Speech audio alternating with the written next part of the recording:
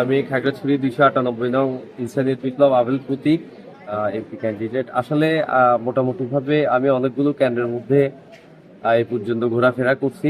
তো প্রথম অবস্থা উপস্থিতি একটু কম, কিন্তু আস্তে আস্তে সকালবেলা শীতকাল, আশা করছি যে উপস্থিতি ইনশাল্লাহ বাড়বে।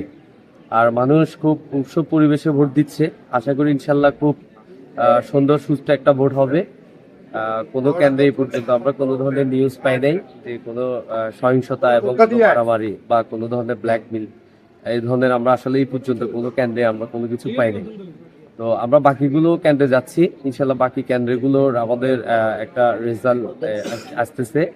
মোটামুটি সব মিলায় মোটামুটি মানুষ সর্বোচ্চ পরিমাণে উপস্থিত হওয়ার জন্যই চেষ্টা করতেছে বিভিন্ন ভোট কেন্দ্র এবং বিভিন্ন ইয়াতে যাওয়ার পরে আমরা বুঝতে পারবো। আশা করি সুন্দর একটা ভোট হবে।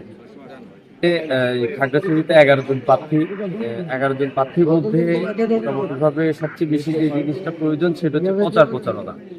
আমার সকল সাংবাদিক বিন্দু ভাই এবং আমাদের জনগণ আসলে ওর কোনো প্রচারণা এই পর্যন্ত দেখে নাই।